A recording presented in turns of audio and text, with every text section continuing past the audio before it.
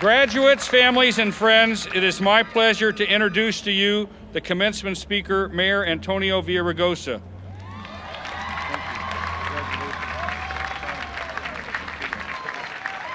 Today won't be a day of cliches, and so I'm going to turn off that ritual fountain of graduation day advice.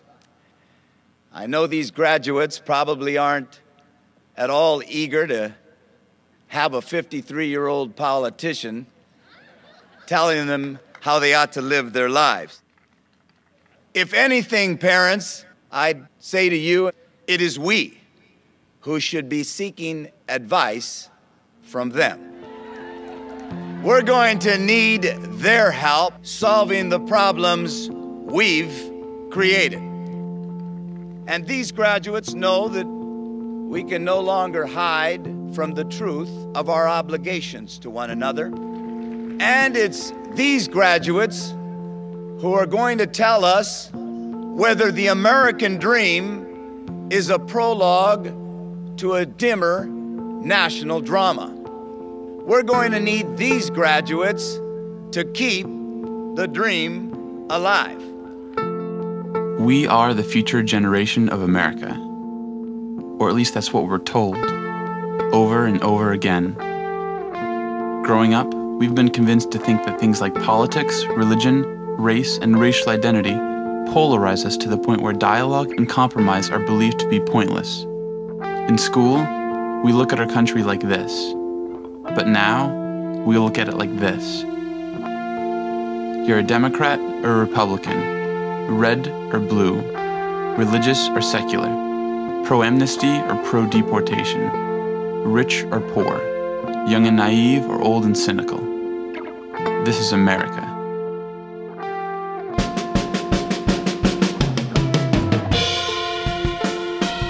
So how polarized is America? We want to try to find out for ourselves. Representing both ends of the political spectrum, two of us liberal, two of us conservative, we want to see what's really going on.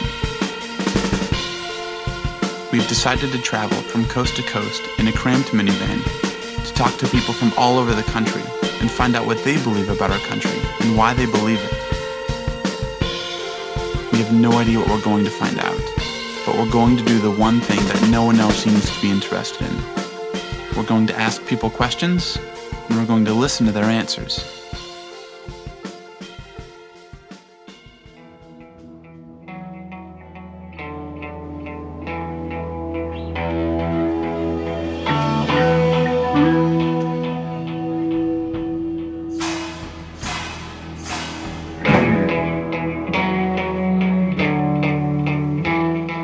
I don't want to get on like some crazy tangent, so I'm just gonna I can just tell you that America is not going where I would like it to go.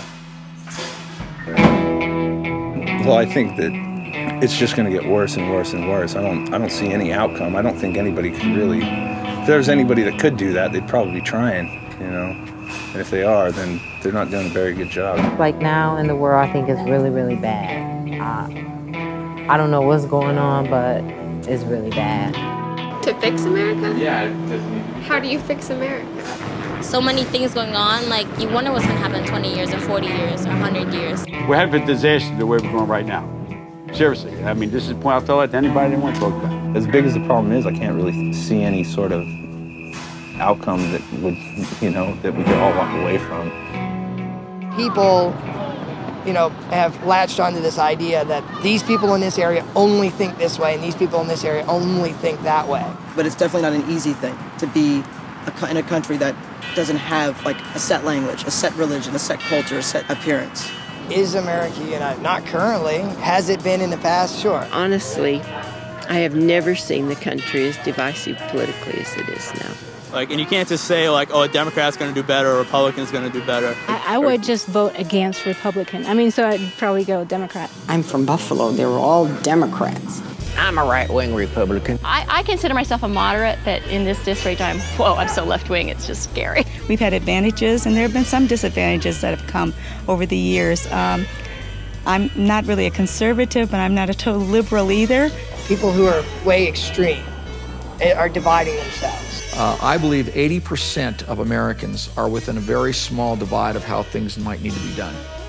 I think the other 20% constitutes 10% on the extreme left and 10% on the extreme right. The parties are more polarized than the country is. If you're liberal and you can only vote for something that is liberal and will only vote against things that are considered conservative, then you're dividing yourself. And I think it's very interesting that you said you had people on both sides. And my immediate response is, I'm not on either side.